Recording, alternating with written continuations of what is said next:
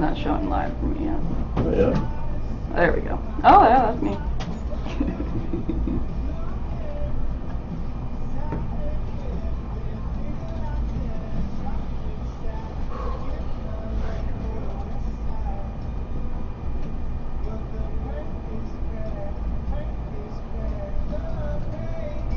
Ready? Yeah.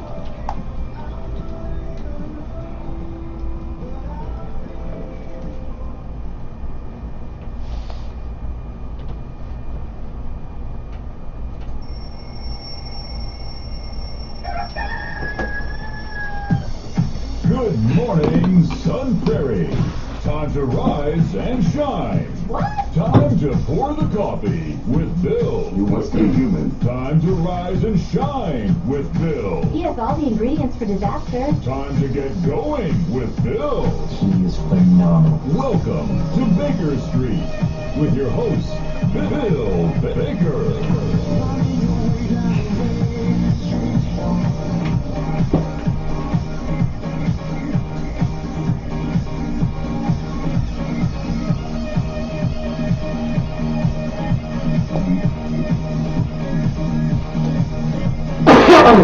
Good morning, Facebook.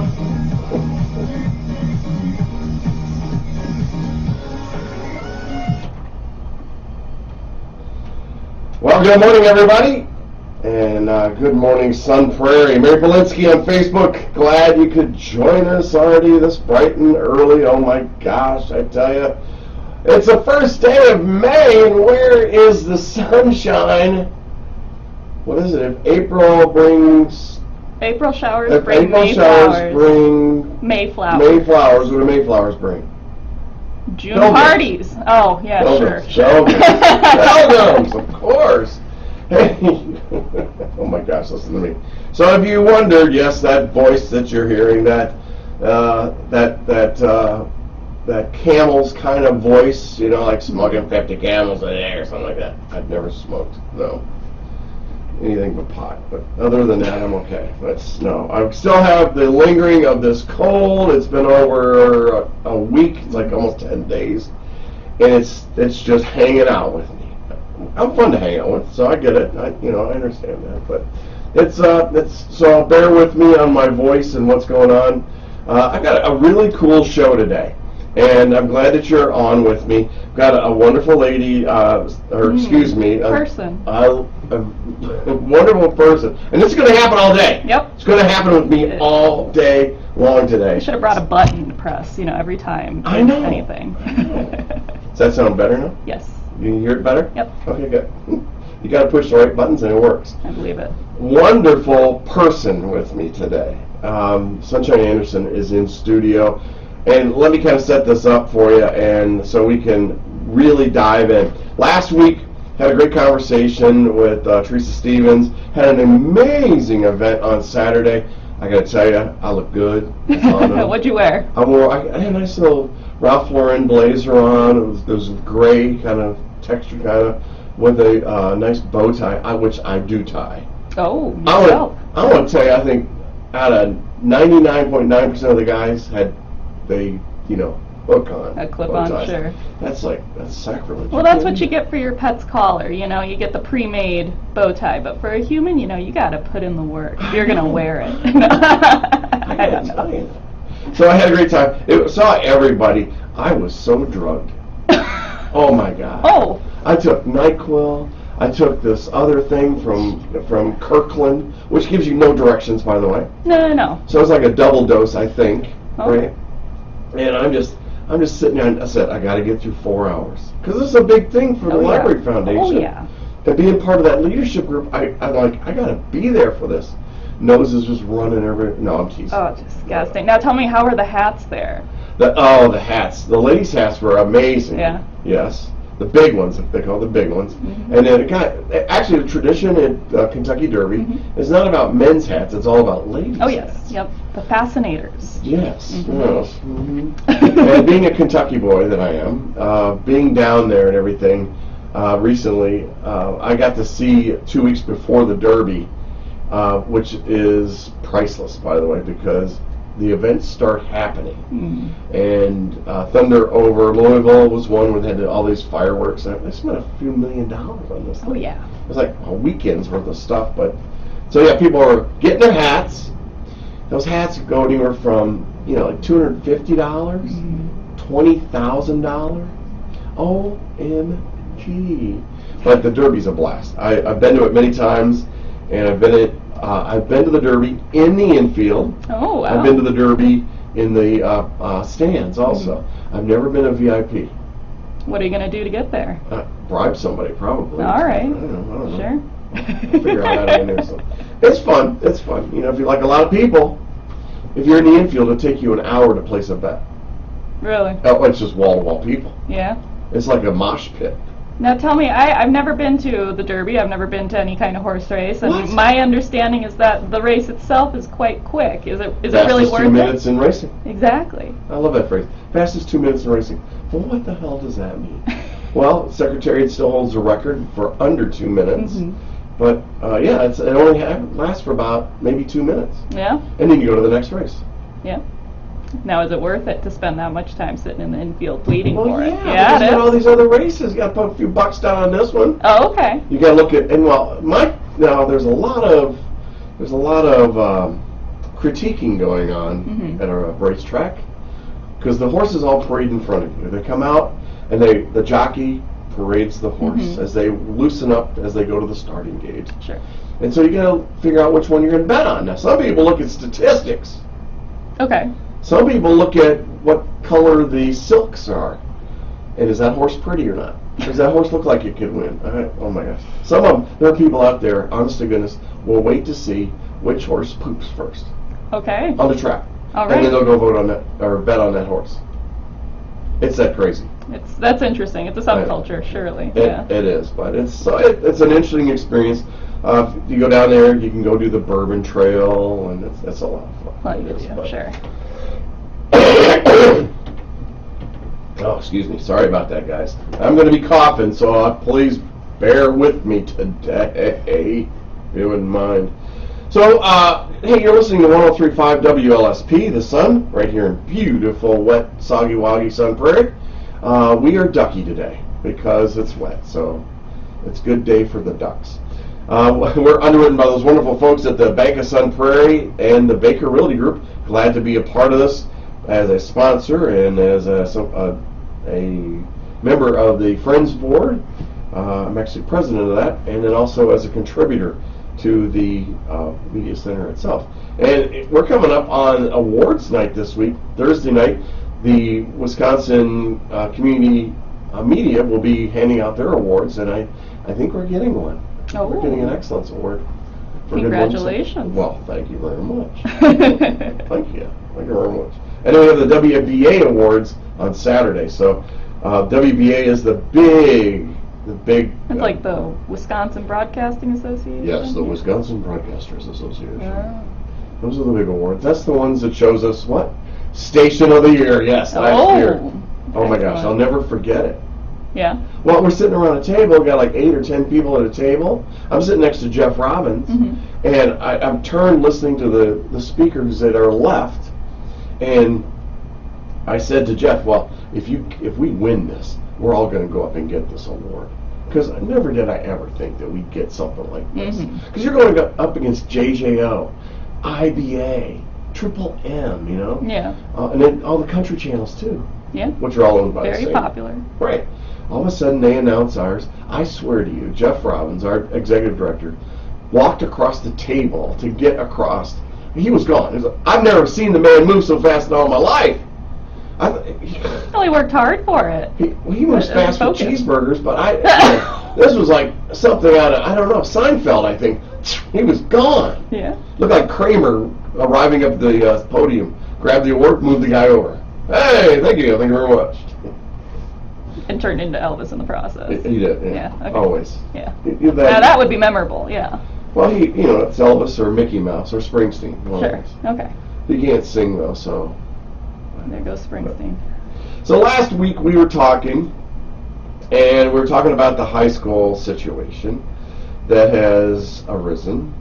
And the situation was where a person came, four freshman young ladies were in the shower. They were just finishing their PE class. They were doing a swimming class, still in their swimsuits, and what appears to be a male figure walked into the locker room and was going to shower with them. And as this person did that, he disclosed that he was trans and then showered. And so and I'm just giving you like the brief on this. I'm not trying to put a spin on it or anything. You're seeing some of that in the media, all the different representations. The high school's got something they said, parents have something they said, some law group has something they said. You want to say something? What I want to say is that there was a little bit of a spin on that. A little? Simply because, and this is just kind of an inherent issue in talking about transgender rights and transgender people, is you used he, him pronouns for the person who came in and said they were transgender. So we don't have all the information on the case and whatever the individuals involved identify as and whatnot, but all we know is that this person identifies as female, as a woman. And with that information, we should be using she, her pronouns for her. Or the pronouns that they prefer. Yes. Is what in my research. Yes. You made me very aware of this. Good. Now, I would also come at that when it comes to preferred pronouns, that sounds like it's a preference, like it's something that's kind of wishy-washy. Okay. It's I can come out and say I prefer to use they, them pronouns, but no, it's I use they, them pronouns. It's not a preference necessarily. It is this is how it is. Okay. It's a matter of fact. Okay. So we were talking about this, and Teresa Stevens and I were talking about this on the air, and what came up was I made the comment that I said, I don't know anyone that's transgender. And Teresa's like, oh, and well, all of a sudden, off Facebook, which you can watch us, by the way, on Facebook, which a lot of you are right now, all four of you. I get them afterwards. I get like 500-600 afterwards. They come back and see it. So what happened was this wonderful person that I know, that I've met this year, really, jumps out and she goes, well, I am. They go. I am. Yep. And so I'm like, what? And then Laura Stanfield pointed out to me, she goes, well, Vivian. I'm like, okay, I do know Vivian. And that's somebody that I work with in real estate. And the comment that I made was, I don't see people as transgender or gay or lesbian or whatever, and please forgive me if I describe things inappropriately or wrong. The correct distinction they are. I just see the people for who they are, not how they're described. I want to respond to that. You and I had a brief conversation. Can I say something for you? Go for it. So here's the other thing I want you to know, folks. If you're listening to the show, because some of you are rolling your eyes, you're going, why in the hell would you be talking about this today? And I want you to know that I'm really nervous about this. And I'm so nervous, there's two parts to it. It's so nervous that I actually met with Sunshine to talk about this and share my concerns. Not only for me about being rude, disrespectful or something, but for safety. Their safety. And you're gonna hear me. You're gonna catch me doing this all day, and they are going to correct me. You're already getting better. Yeah, repetition, that's what it'll take. But during that conversation, we revisited that sentiment of seeing people all the same, regardless of identity. Later on in that same conversation, you told me that you've always seen me as a woman. I have. Yes. Honestly. And so that directly contradicts what you're saying here with that. We have to be careful with our absolute statements, saying that I see all people the same. That isn't true. You've said that you see me only as a woman. Yep. Yeah. I do. Okay. I did. Yep. Yes. Correct. So I don't know, how do we in society today, when you walk up to somebody, it's not like, oh, that's Sunshine. Okay. That is, and Sunshine is, how do I describe it? I am a white, female-bodied, appearingly able-bodied person. You know, we come up with these categories because we like to put things into easy boxes we understand. Right. Absolutely. So that's what you did with me. And part of my responsibility and part of my own burden is that I have to have that extra information when I introduce myself to folks. I have to include, I use they, them pronouns, and I usually put something with it that goes something like, if you have questions about that, let's have a conversation, which is something that you don't bring up when you meet somebody, right? No, you don't. Exactly. You know, in my email signatures, I put in my pronouns, and that's not in every email signature. It's because it's different and it needs reminding. But it's not something that you greet somebody by, or No. You know, it's more like if I see Laura out somewhere, I walk. I'm getting a hug. I know I'm getting a hug from her. I don't see her. Mm-hmm. I see her as a friend, is what I see her as, or somebody that I know. I don't measure her by, again, by her gender, Mm-hmm. by her. I don't measure it. I don't measure her because she's a mortgage banker. Yeah, you gotta be careful there. No. But I mean, I get that. You don't measure, and I think I understand what you're saying when you say you don't measure someone. You're not prejudiced against them necessarily. Exactly. Okay. So with that, I mean, we can say that as much as we want, but there are some things that we have been raised with in our society that we've been taught. Exactly. And so I approach these topics from a place of education. I am not here to shame anyone for not knowing better because they weren't taught better. Mm-hmm. And so it's our responsibility to be the ones who actively learn and teach the next generation better. You know, there are things that we are far more progressive on today. The fact that I can hold a job full time and not be at home popping out babies, that sort of thing, you know, that is a huge difference. That took a lot of adjusting what people's view of female-bodied people was. So this is same battle, just different topic, you know, with different words. It is. Our society, I think, is becoming more, oh my gosh, more understanding. Sure. Not as sensitive or rigid. I mean, I used to have friends, they say, well, because I'm Catholic, and they'd say, well, how do you feel about gay marriage? And I said, I don't have a feeling about gay marriage. Mm-hmm. Well, you're Catholic. I'm like, oh, yeah, I'm Catholic, but I'm not judgmental. I don't. It's not my place to judge. I said, I have a lot of friends that happen to be gay, and I support that. And they're, but you're Catholic. I'm like, yes, I am, but I'm like, but. Yeah, and it's making assumptions about you. Exactly. Exactly. It is, but so in my homework, oh my gosh. You got Okay. Yeah, you wrote something up for it. Wrote something up on 3 or 4 pages. Well done. Yeah, this is like the second or third version. Okay. Oh my gosh. All right. I did, but so making the choice to transition is a big milestone. Mm-hmm. Whether it's your partner, a friend, or anyone you know, transitioning can be incredibly identity confirming and sometimes an overwhelming process. Yes, absolutely. I was all over the internet. I was like getting questions you ask and questions you don't ask. Mm-hmm. And I was trying to figure out how to interview you. Okay. And so I thought I'll just throw up comments like I just did and then let you decide where you go with it from there.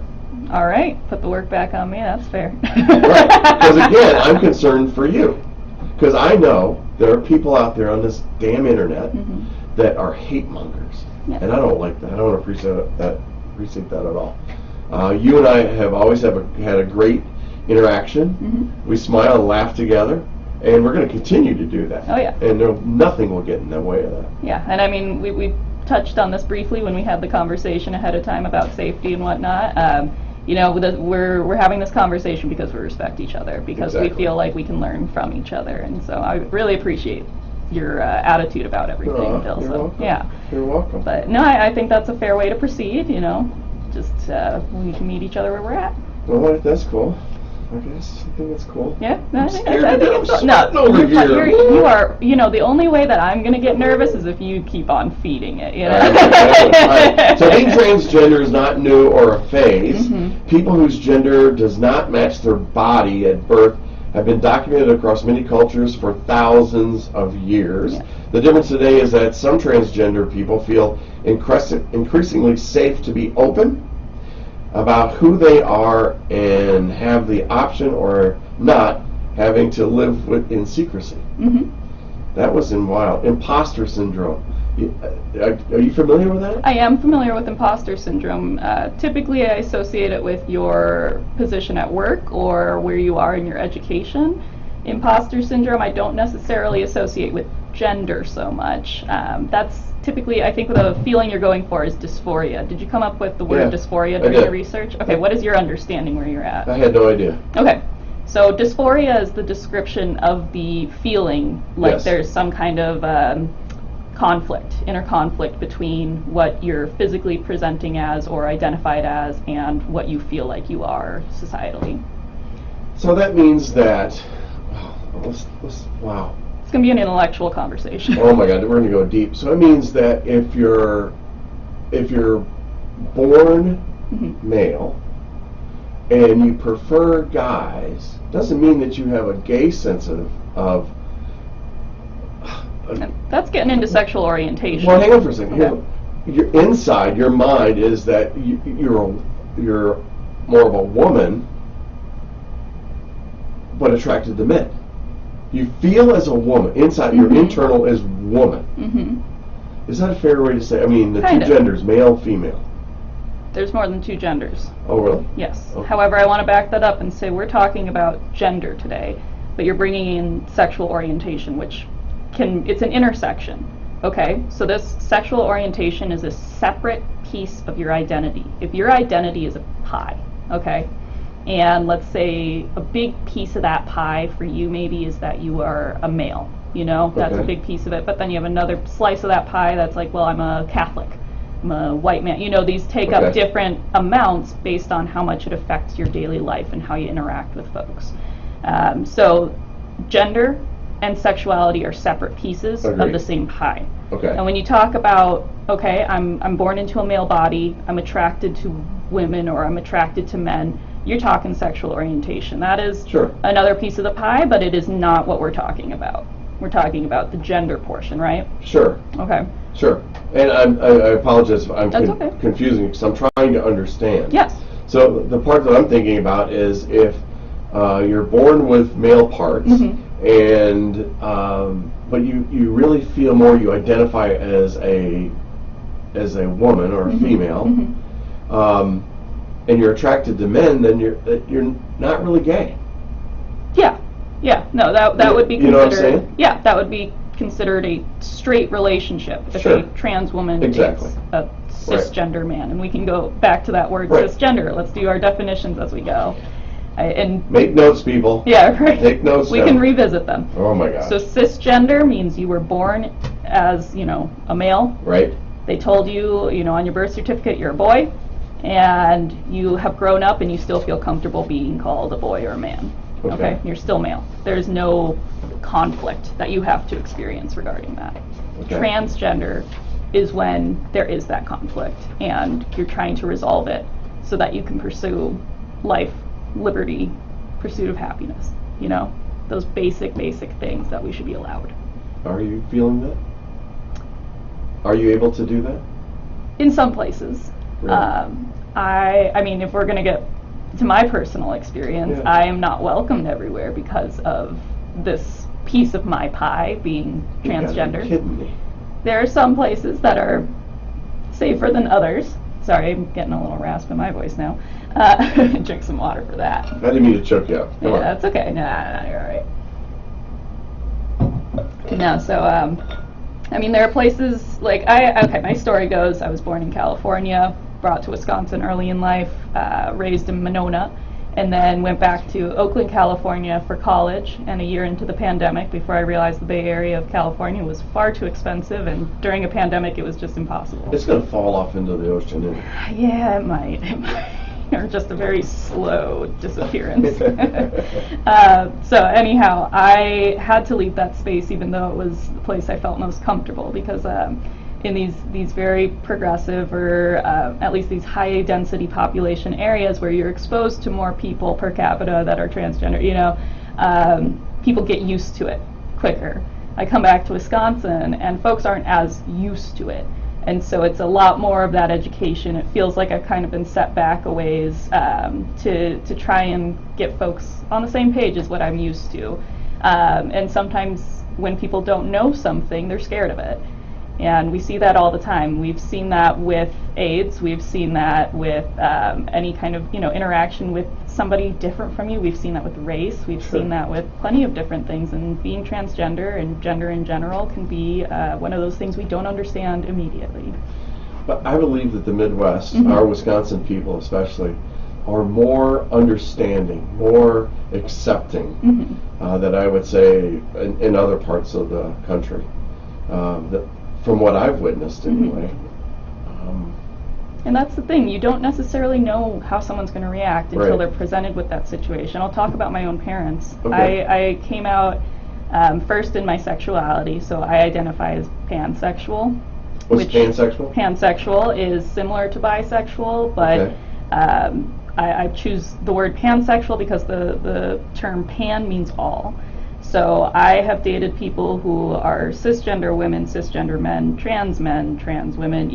There is no, I can be attracted to anyone more based on personality than whatever their physicality is. Okay. That's kind of a secondary thing for me. So Okay. anyhow, I came out in high school with my sexuality, and it wasn't until I got to college and I got the language to explain my gender that I came out as transgender. But when I first came out with my sexuality, I'll keep it vague enough, but one parent was very accepting, and one parent immediately yelled at me for sharing that information with my whole family. And that's in Monona, Wisconsin. That's in one of the more, we call it the liberal bubble Yeah, it is. of Madison, and that's where Wow. that happened. And so even if I were in a more rural community where there's even less exposure, and the parent that I had issues with had a coworker who had been transgender, had been exposed to this kind of experience, but when it came from their own child, that was a scary new thing that was hard to accept. So even in the Midwest, we still have a lot of work to do. Wow. Yeah. Hey, the Washington Post, working with the Pew Research Center, did a poll, and they released this last Tuesday. It said that they found that 0.6% of Americans identify as transgender, but among people age 18 to 29, the share rose to 2%. Mm-hmm. And an additional 1% of Americans said they are non-binary, neither a man nor a woman, or not strictly one or the other. Mm-hmm. A share that rose to 3% of people 18 to 29. All right, now I want to look at those ages. That's a lot. Because that makes you wonder, where are the older folks? They're hiding. They're hiding, or what virus came for the older generation of LGBTQ folks? AIDS. AIDS. We lost a generation. We lost a lot of that generation. There are still people who made it through, and we learned from them, but a lot of folks were lost in our drag scene, in our transgender communities, especially those underserved transgender communities, typically full of people of color.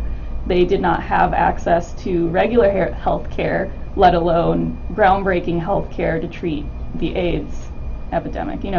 So that's something that we really need to pay attention to when we say, oh, this is a youth craze. It's not necessarily a youth craze, it's just that our youth are alive. Yeah, I think so. I don't think they're saying that it's youth craze, but it's interesting. Many trans people view the singular focus on biological sex as transphobic. Have you ever heard of intersex people? Intersex people? Mm-hmm. What? No, I haven't. Tell me. What's intersex people? All right, so as much as we like to believe that we are born with either male genitalia or female genitalia, nature has its moments where it doesn't get things exactly one or the other. You can be born with both sets or none. You can be born with any combination of gonads.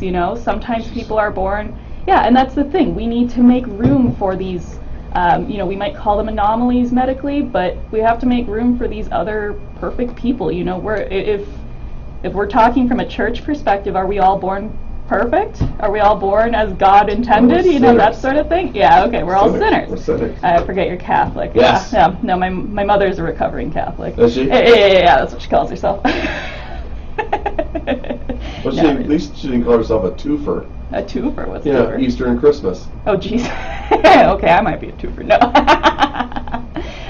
Yeah. But it's, sorry, I got myself off That's track okay. there. Talk Go ahead and ground us. That was good. That one, no, you were on something there. I was just waiting. Oh, no, I've lost my train of thought now. I just went in a circle. Where was I? I was talking to Oh, intersex people. Intersex. There we There go. you go, Intersex yeah. people. So you can be born where you've got a vagina, uterus, and also testes, internal testes. Oh, that would be a mess. Yeah, that's the thing. You know, medically, we look at that, and in most cases, those babies could grow up and be okay and make a decision when they are conscious of what's going on Sure. and decide which way better suits their gender, what matches what's in their mind. They come out with that, you know, kind of, you know, if you want to reproduce, you need to go down one of these paths. And what happens a lot of the time is that a doctor or the new parents will make that decision, and they will surgically change something very, very early on in that child's life, taking that choice away from them. And so we do sometimes see, and this isn't all the time, of course, we do sometimes see intersex folks who had a surgery done early in life go on to regret that people did that to them, because they never got the choice. Sometimes it might be medically necessary to take action early on, but a lot of the time that choice is taken away early. Well, we all start in the womb with both sexes, Mm-hmm. and then things fall out, fall down. Sure. Sometimes. But yeah, I understand what you're saying. Yeah. Though. It's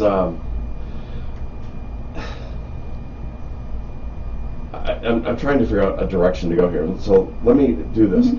I think what you said is really important. You said this early, is that we need to educate people to allow them to be more understanding.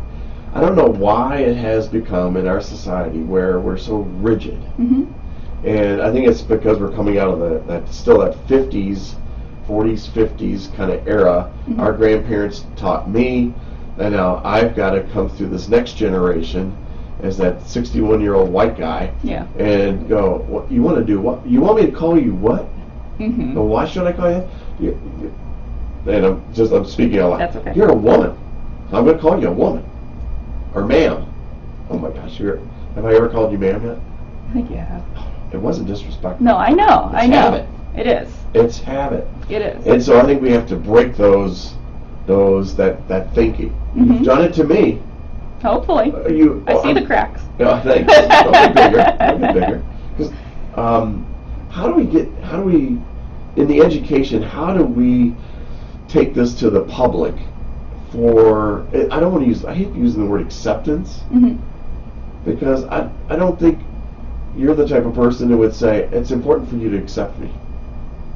I mean, it is. It is, but isn't it more important that you accept who you are and not what people think? Yeah, I mean, it's always going to be most important that you accept yourself. And the thing is, when you've got a lot of people coming at you from the outside saying you're wrong for accepting yourself because I don't accept you, that's when you end up with a lot of mental health issues. You know, that's going to be the same way with if you have an issue with your weight and somebody's constantly saying to you, you need to lose weight, you got to do something about that. I'm feeling bad about my body, I'm feeling bad about who I am within it because I'm okay with my weight or what have you. That's gonna take a toll on someone. Okay. Absolutely. And so I do want people to accept me and celebrate me, and that's why we have Pride as a month. You know, it's not necessarily I want to be cheered on every time I walk in a room. No, it's I want to be accepted in the same way I accept you. Well, that's by accepting who you are as a person, not Exactly. what you are. What you are and who you are pretty tied together, don't you think? No. No? How do you see that? Do you accept me for a 61-old white fat guy? I wouldn't say you're fat. I mean, Well, then- first of all, because I saw you online, you've been working out. That's Oh, muscle yeah. going on there. But yes, I mean, even if you were, you know, identify as fat, yeah, that's fine. That's, you know, it doesn't have to be a bad thing to be fat. It can be just this is how I was built. Sure. Some people are genetically more predisposed to be larger than others, and you know, some people are more predisposed to be a different gender than they're born. I'm a Trekkie. A Trekkie? You know what a Trekkie is? Yes. Yeah, okay, absolutely. gotcha. I love Star Trek. Okay. I love all the Star Trek. So I was watching, you know, trying to relax and just calm down. So I'm watching a lot of TV this weekend, which I don't normally do. And so I'm on Star Trek and the Next Generation and all that. Mm-hmm. And I'm thinking to myself, because I'm trying to prepare for today and get my thoughts around it, and I can't imagine living in that time. In the Star Trek time? I'll be honest, I haven't watched much Star Trek. My gosh. I don't know if I can help you there. Well, if you have somebody from another galaxy or another, and how do you address them? You ask them. Well, hi, I'd like to meet you. How do I address you? Yeah, that's fine. Oh my gosh. It might just feel seems like clunky. rude. No, it's a lot ruder to make assumptions. Yeah. You know, I would be fine with somebody asking me like, how do I talk about you? That's okay. That's an appropriate thing to ask. Okay. You know, and so that's why I think today's conversation, we called it Transgender 101, because the big things I think people need are definitions and examples. And then they can make their own applications of that going into the world. I wasn't able to figure out my gender until I had the correct vocabulary for it. I never knew the word non-binary until I got to college, and finally I heard it. I got the definition. I saw applications and some folks around me and thought, oh, that's like me. That's what the word is I've been looking for. It's not that it wasn't the feeling already, it's just that I didn't know the English term. What do you got? Oh, you want to define non-binary? No, I even put it in big print. Nice. So I wouldn't have to use my glasses, but I'll do it anyway. Okay. Because we talked about this when we got together. Non-binary, the way it's defined in not Webster's on the internet. Webster's on the internet. I don't know. Yeah. Most people, including most transgender people, are either male or female, but some people don't neatly fit into the categories of man or woman or male or female. For example, some people have a gender that blends elements of being a man or a woman, or a gender that is different than either male or female. Some people don't identify with any gender. Mm-hmm. Some people's genders change over time. Wow. So there's a lot in that. There is a lot in that. You're also getting into agender. When you say you don't have a gender, there are so many terms, and I'm going to be honest, Bill, I don't understand every single one of them. I'm speaking from my personal experience as a non-binary person. I'm not speaking for the folks who have gone through the I'm a man to I'm a woman, direction. It's going to be unique, whoever you talk to. So I would encourage you to talk to people from different walks, So I'm your non-binary person for the week. Check that off. But my pen out here. Let me just check that. Perfect. Right there you go. there. Yeah, that's excellent. So with being non-binary, I hear myself in that when I hear I have bits of both within me. There's a term in some indigenous cultures called two-spirit. Have you ever heard of that? No. Okay. So this isn't all indigenous cultures. This is just select groups who have gender theory that includes this. Two-spirit is that you have the spirit of both a man and a woman, or whatever the culture might see those as, within one person. Okay, I'm not saying I'm two-spirit, I'm saying you feel like you have a little bit of both? Absolutely. Okay, but then do you feel like you have more of one than the other? Depends on the day. Okay, that's fair. There are some, and that's the thing, is I think that this will open it up to more people to experiment with themselves and see, like, have I been missing out on something by not living myself or living my life fully, And so with two-spirit, you've got a combination of both, and that's how I explain it to children in my life if they have questions about, well, why they, them? The teacher says that it's she or he. Right. And I say to them, well, imagine that there's two within me. Imagine that my heart is made of half a man heart or half a woman heart, and there's both in there. So you have to talk about them. That's a very, very basic way to address that, but it makes a lot of sense for kids. I think it's confusing for kids. Really? Yeah, I think. Okay. Well, if the hell, it's confusing for adults. That's fair. And for a child that's young, I mean, they're trying.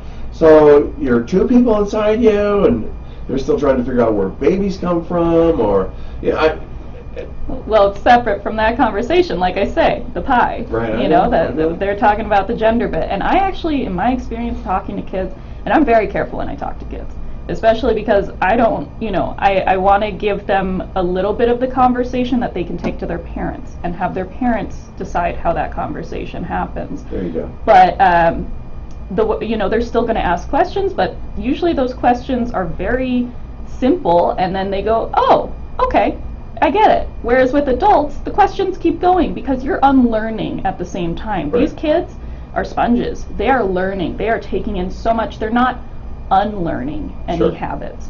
As adults, we need to do the work of unlearning and replacing that learning.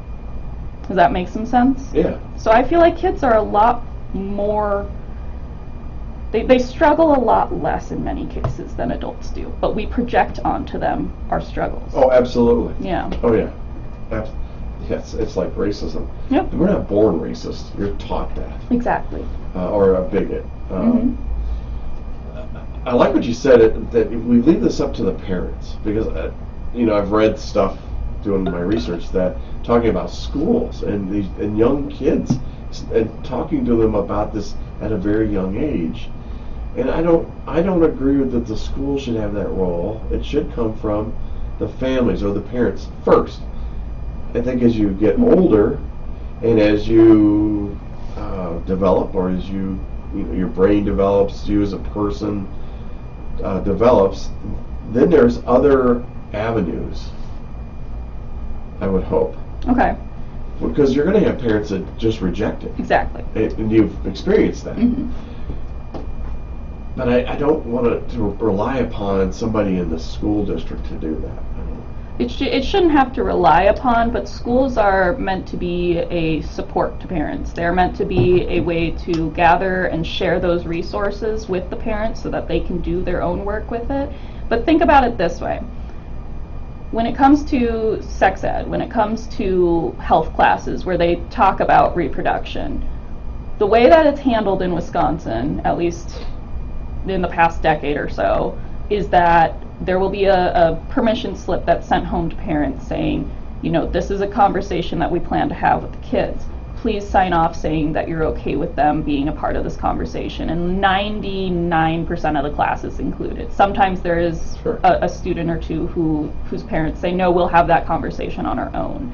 That could be considered a path to at least have parents involved. I do believe that parents should be made aware, because kids are going to continue to have questions, as they're exploring their own identity, as they're feeling safe.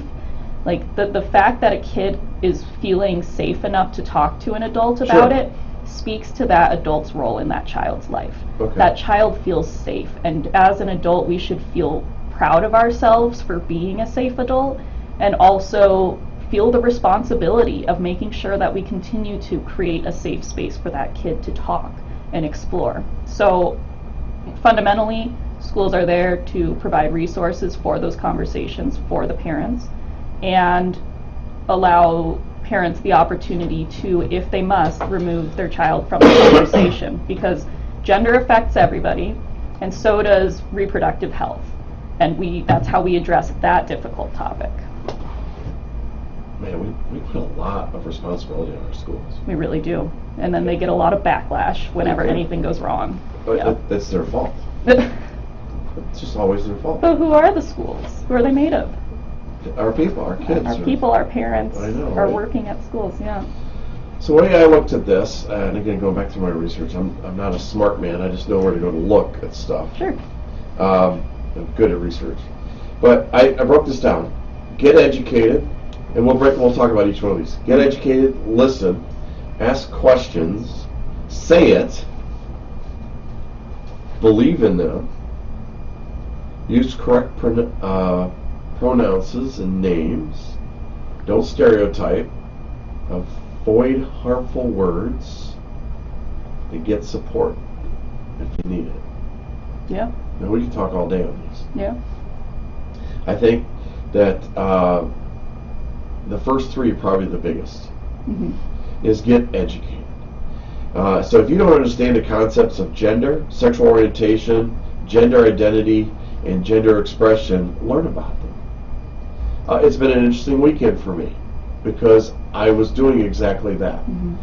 I will tell you more than once, I'm just being transparent, I said, why should I have to do this? Mm-hmm. You know, it's been pretty cool all my life so far. Now why is this being thrust on me? Why do I have to he, she, it, them, their? I'm not I get it. being disrespectful. I get it. But that's what the mindset's going to be. And for some, I know the older generation. Mm-hmm. And I say I'm old. I'm not freaking old. I know. We've already talked We about just it. pretend. I dye my hair gray to look older. I know. You're like the presidents. You know, when you go into the office, Yeah. you've got brown hair, and then later on they dye it, so Well, it looks like you've been working hard. I will be grayer after this interview. I see it popping up. Oh, thanks. No. Yeah. And as Sunshine said, you should know that gender identity and sexual identity are two separate things. Mm-hmm. So let's start with the education. Yes, it talks about understanding the concepts of gender, sexual orientation, gender identity, gender expression. That's a lot to bite off, that first bite of the apple. Yeah. What do we do first? That's a really good question. There's not an easy answer. I think the first part is to stay in curiosity Yeah. and seek to understand. I've said this so many times on my shows. Always stay in curiosity. Seek to understand. And accept what you don't know. Mm-hmm. And be open to it. Yeah. You don't have to agree with it. I don't have to agree with it. But you guys should be honest enough to say that I don't agree with this. I don't agree with your position.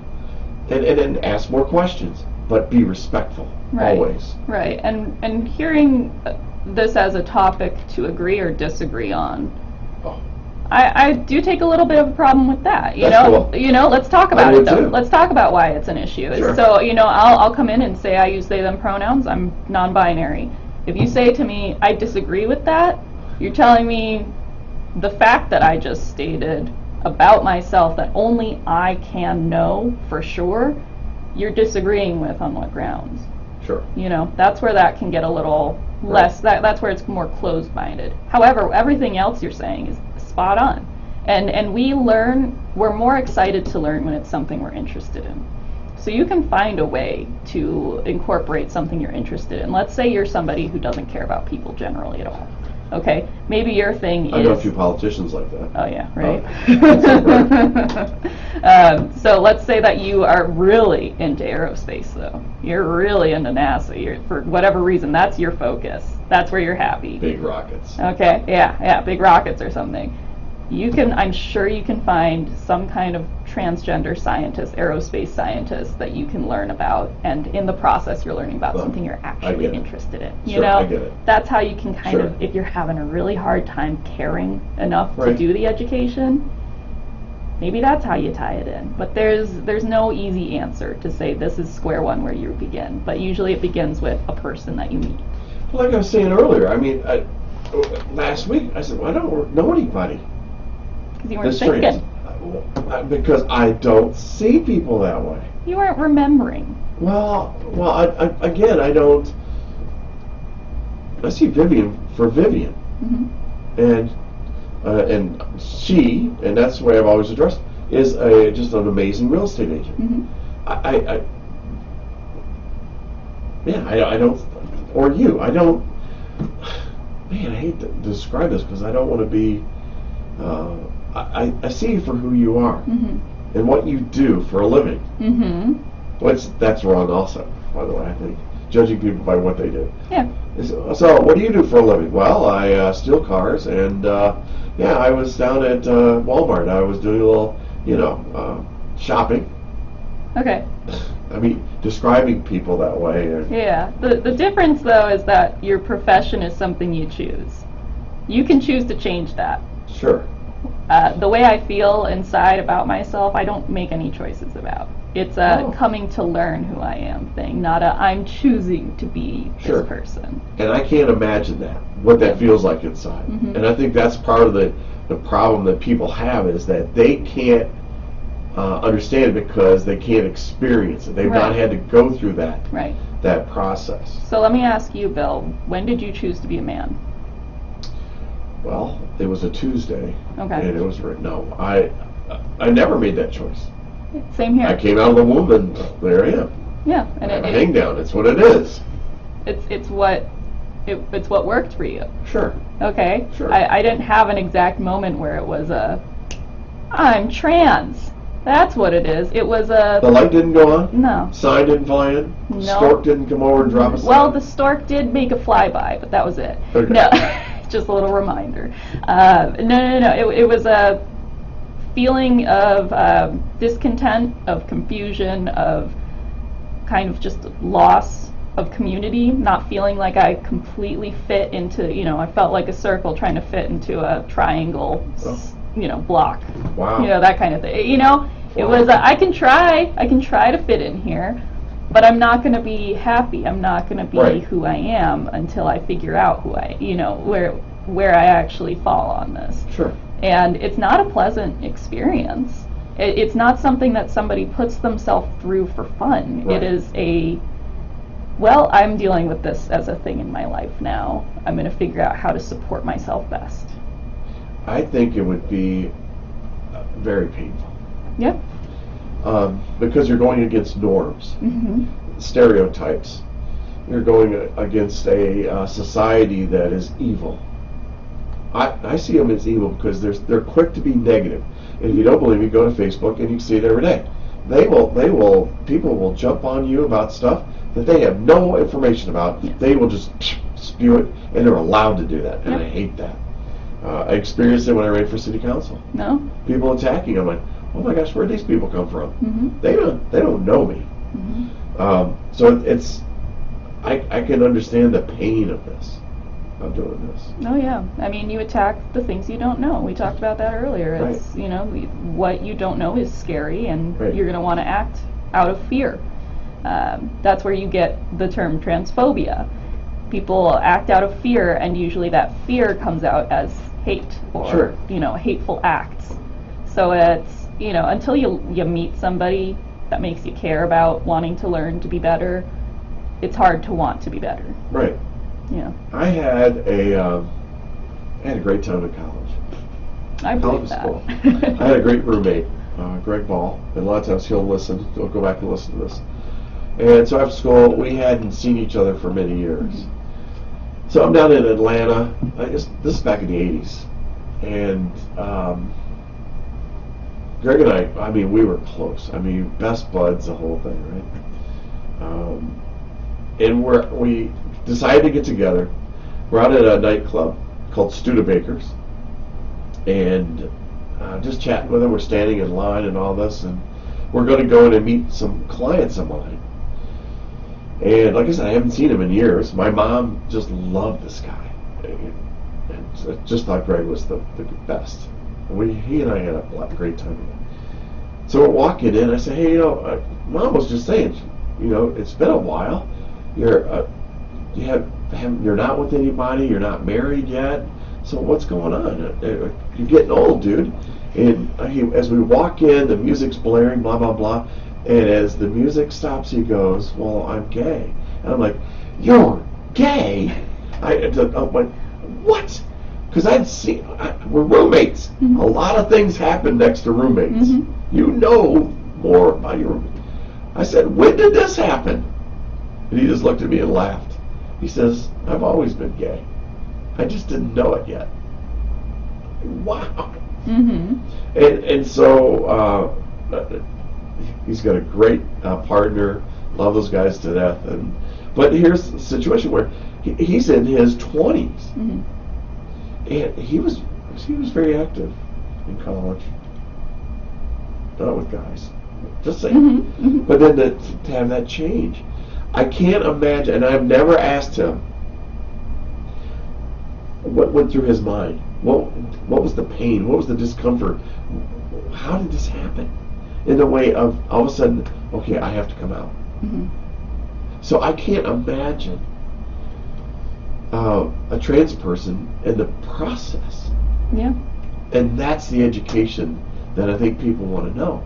Mm-hmm. It's like, and their question is, and it's probably, I think it's rude, So how did this happen? Sure. What do you mean? Would you drink something and all of a sudden you now have new feelings? You understand what I'm saying? Yes, I get what you're saying. But that's that educational question. How did this happen? Well, you're born this way, right? Mm-hmm. Born this way, and you're trying to figure it out for yourself. So, I mean, I can only talk from my personal experience. It began with sexuality for me. That was kind of my introduction to the queer community. And I use the word queer in a kind of a reclaiming the word kind of way. I know that word doesn't sit well with all members of the LGBTQ community necessarily, and it doesn't sit well with folks who have been taught their entire lives that the word queer is derogatory and bad and never say it. For me, it is a word that covers something for me. It's a word that means something very clear to me about who I am. It's that gray area that I belong in. So anyway, going back to what were you talking about? I'm sorry, I'm losing my train of thought. I've got a little bit of ADHD going on. You do? I do have ADHD. Oh my gosh, that's both of us, and we're oh boy, we'll just bounce off these walls. I know, right? Sorry. Oh, tree. Okay, nope, still there. Okay, anyway, yeah, education. So when it begins. So with me, it was sexuality that helped open the door to finding these definitions and whatnot. So I didn't feel like I had to talk about it and come out until well over a year after I had first realized it for myself. I didn't feel like it was a piece of information anyone else needed. And then I met a wonderful girl in high school named Risa. And Risa and I found out that each other was queer or interested in one another, and we began to date. And I felt at that time that I needed to be honest with my family about who Risa was to me. And that's why I came out. That's why they were brought in on the conversation. Until then, it was no one's business, because I was a high schooler. I wasn't dating the entire time. It was, oh my gosh, that sort of thing. So it was my senior year of high school where I finally was able to say this thing. I realized looking back that in the 8th grade, and I'll go ahead and throw some names out here, in the 8th grade at Monona Grove, I had a huge crush on my best friend Jenny, but I didn't realize it was a crush. I realized that I got butterflies in my stomach when I talked to her. I had these little crush feelings, but I didn't, because I had always been told, oh, it's only for, you're supposed to be with boys. And I would still get crushes on boys, which made it even more confusing for me, because I felt it for all these people, and I'm like, what are these feelings? What's going on? And then I realized, oh, I'm having the same kind of romantic feelings that I have for boys, but for a girl. And so that's how I realized that it was a legitimate feeling, because I had felt it in that way that people told me I was supposed to be able to feel it. Sure. But it was applied to a different person than what you'd find in your fairy tale books, growing up. It would be very different for me to be with a girl. And we had a relationship, and it was a very beautiful, positive relationship. I moved away to California for school, and we broke up, but that was a really formative experience, and that's what gave me the bravery to be honest with my family about who I was in that piece of my pie, because it mattered for them now to understand that piece of the pie of who I am. I'm sorry to use that analogy so much. I'm a visual person. We're all just pie charts walking around. That's what I see you as, not as a person. Pie chart. No. I'm a pie chart. I'm a pie chart. You're a pie chart. What makes up your pie? But anyway, then I get to college, and I realized my gender might not necessarily be a woman. I always thought of myself as a butch lesbian. I was like, okay, that's, I'm still a woman, right? Right. But then I was thinking about it, and I would get really annoyed with my voice. I would think my voice is what, when I had my hair shaved and I dressed more masculine, I would get mistaken for a man, and that felt okay. I was like, okay, yeah, no, I'm whatever, I can be anywhere in between. And this feels good to me. But then when I would start speaking, it's a more feminine voice, and that's what people would recognize and go, oh, you're a woman, okay, I can put you in that box pretty easily now. But I did try going on testosterone for a period. How was that? So it's a difficult process. First of all, finding a doctor who is willing to prescribe it for you. Oh my God. Because doctors, as much as we like to think that they only go by science they will sometimes put their own beliefs in there. Really? Yes, and that's not a great thing. No. But they're just another person in a profession, and they're not gods necessarily, as much as a surgeon might like to think. So no, I'm just totally. No, they do. Sometimes. There's a complex for that. There can be. For surgeons. Yeah, there can be.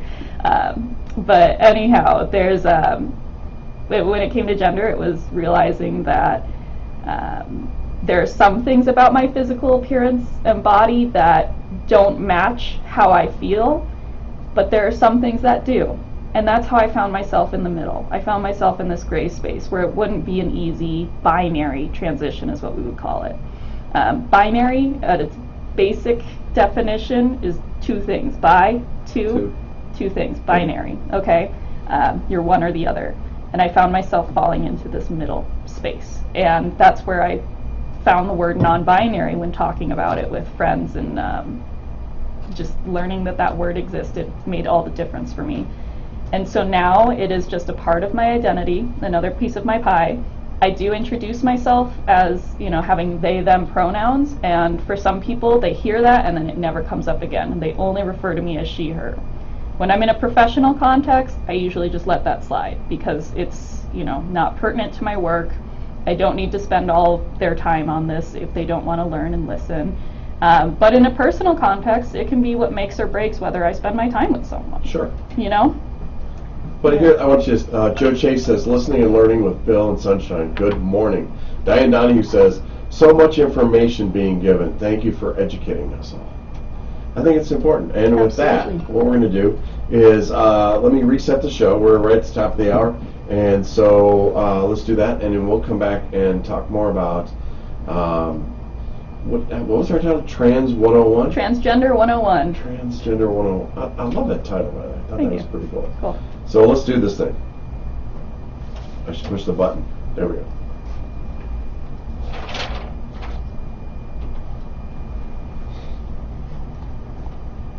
Can I pop off for some water?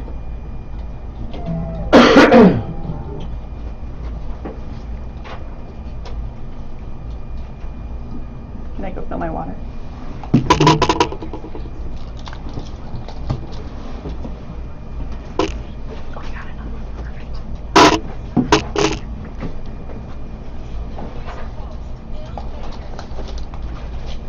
Hey, thanks, Lisa. Lisa Wolf, my former producer. What a wonderful lady she is. She was on the show not too long ago, and we had she did a tarot reading, which that has been the talk of the town. I've got more people wanting to come on and have their tarot, their reading done now. So, and we're going to do that every month, and we'll have Renee and Christy back on probably the third week of May. We'll see what we can do. Hey, don't forget that tonight is Sunshine Supper Night, and I want you to come down, stop by. If you need a meal, come by and get one. Come back, or drive around the building on Rickle Road, come and pull in, and somebody's going to come out and ask you how many meals you want. Give them that number, and then you're going to pull around to the side, and that number of meals will be given to you. There's no judgment. So whatever number, 1, 10, 15, I've had somebody ask for 25, and we do it. So we're going to do about 400 plus meals, and so come down. If you need a meal, stop by. Love to have you there. The Sun Prairie Flute Choir Concert. Flute performers from Sun Prairie's high school and middle schools will include works by Ricky Lombardo, Francois Joseph Gosek, Grant Horsley, Ron Korb, Phyllis, Luke, and Jay Unger from 7 to 10 on Wednesday, May 3rd in the small theater in Sun Prairie West High School. See the Sun Prairie Band's Facebook page for details. The citywide garage sale. Yep, Steve Stalker's at it again. The annual tradition returns Thursday, May 4th through Saturday, May 6th throughout Sun Prairie. See Steve Stalker's Facebook page or pick up a map at Quick Trip at 1252 West Main Street for more details. Hey, the Wine Walk is almost here. Don't forget to get your tickets early. It sold out the last 2 years, so get out there. The Wine Walk is a Star Wars edition. Use the Force to take you on this tour of downtown Sun Prairie businesses and enjoy wine, food, and samples during this event with a Star Wars theme. So may the 4th be with you. I love that. I think it's so funny. It begins at 5 o'clock on May 4th. Check out the Downtown Sun Prairie Facebook page for more details. Sun Prairie Farmers Market. Woo! We're opening on Saturday. I'll be there. We start at 7 a.m. down on the square. So stop by. Shoppers will enjoy vendor specials and a special promotion at market held in the downtown Cannery Square area. Like I said, I'll be there. So come down and see me and be a part of it. The 5th Annual Beam Awards congratulate Black Excellence Achievement Makers by attending this event at 2 p.m. on Sunday, May 7th at the Bank of Sun Prairie Stadium at Ashley Field. And again, don't forget to stop down to Farmers Market and also about Sunshine Supper tonight. We are there and we are happening, so we'd love to see you at Sunshine Supper, or stop down at Farmers Market and say, hey Bill, what's up? Chat with me a little bit. Having a great conversation today, and you're listening to 103.5 WLSP, The Sun, right here in beautiful Sun Prairie. We're underwritten by those wonderful folks at the Bank of Sun Prairie and, of course, the Baker Realty Group. And as long as my voice holds up, we'll have a great conversation. Yeah. Either that or Sunshine will just carry the show. Yeah. You should have a show anyway. Well, thank you. Well, you would do great. I don't know what I talk about. What do you think we're talking about? Oh yeah, I guess I could talk about this every week. Well, I mean, good parts of it for you. You can do Sure. It's needed. It really Yes. is. You know. Yes. So we're talking to Sunshine Anderson, who is a person that I met this year. Well, last year I think maybe. Late last year. Yeah. Yeah. Hey, we've had great conversations together. I have not told anybody where you're from or what you do. Mm-hmm. That's your choice to do that, because as I said at the beginning of the show, I have concerns. Mm-hmm. First of all, is for your safety, to protect you from rude people as much as I can, or ignorant idiots, and they are out there. And so, yeah, I was fretting over this. And as much as you know me, do you ever see me fret? No, very rarely. Wow. However, your fretting is a protective nature, which speaks to how you see me. You know, is it something where you see me as not being capable of handling those things? You know, and that's just something to think about. It's not. I think you could take on the world. Oh, I just you. don't want the world to take on you. I know they won't win. Well, you know, I'm very protective. I know. Very protective. Would you be as protective if I were a male-bodied person? Absolutely. Yeah. Absolutely. Yeah. All right. Yeah. At least you're consistent. Well, I try. So, depends on what it is. Sure. We talked about the education. Education will never stop, and we need to keep educating. Mm-hmm. I think the media at times spins the education. Mm-hmm. It's one that opinion or that focus is it's not being shared correctly. Right. Would you agree? I would say so. A lot of the things that we see now gloss over the education part of things. For example, if we want to talk about our community, we saw the Fox News article about a transgender individual in the East High School locker room. There was no trans educational aspects of that article. It jumped right into this is the incident. Sure. You know, and well, so that's what sells newspapers. Exactly. And so that's where we are failed by the media, in that we don't include definitions or at least resources to go learn more if you don't know enough already. So yeah, that's where I could see it. And frankly, I'm less concerned about my safety than the safety of that individual over at the East High School. That person, I have seen the Facebook comments, I have seen the way people treat them for something that I don't see as that individual's failure, but more as a failure of our society to prepare our locker rooms for these situations. So, you know, that's the only stance I'll take on all of that, but the way it's portrayed, we don't include enough education. Well, you know, just touching on that, you know, when I heard this about this time, I was in Kentucky. I was with my dad, and he gave me this cold. I know he gave me this cold. Yeah. You got to stay in an 80-degree house. Well, how many times have you given him colds as he was raising you? Never. No? Okay. Never. I'm a perfect child. Oh, perfect. Okay. So I heard it down there, and my dad says, "Don't you live in Sun Prairie?" And I said, "Yes, sir, I do." He goes, "Well, you're on the news." I'm like, "Well, what's going on?" He goes, "Well, we got this gay guy, and the way he was just," I'm like, I sat back from it. I'm like, well, let me find out more about this. And that's the way he described it, but he doesn't know. 83 years old, he describes it the way he sees it. Here's what hit me right away. So I understood that there were 4 young ladies in the women's locker room. They were described as having their swimsuits on, and a male figure comes in. My first thought was, is he really trans? Why would he have to announce that? Shouldn't he have just worn a sign with a chain around his neck that said maybe a T on his forehead or something like that? Now, you know the answer to that. I know. Unrealistic. However... that was my concern. I think people are going to take advantage of this. Oh, yeah. And do just that. Okay, that's a fair fear. Right. We go back to fear with that. Because if he was trans... If she were trans. She were trans. Thank you. Would she have done that? Because there are guidelines, there are policies in place, and I don't know what they are. I don't want to get into but wouldn't she have known what to do? No. Who's teaching her? Well, that's a good question. Who's teaching her to, as she is on this incredibly difficult point in her life where she's trying to figure out who she is and how to express that? I have gone into men's restrooms. Okay. At the time, I appeared a bit more masculine. Exact examples for you here. TSA. I flew somewhere. Okay. When you go through TSA's body scan thing, the agent on the other side of that scanner presses a button saying whether you are male or female. Oh, stop it. Yes. This is something not many folks know unless you're trans, and then you get to learn it pretty quickly as you travel. Wow, tell me about this. Okay, so I walk up, I've got my shoes off, I've got my belts off, that sort of thing. Everything's going through the conveyor belt. You're flying naked airlines. Exactly. Basically, that's what we have to do anymore.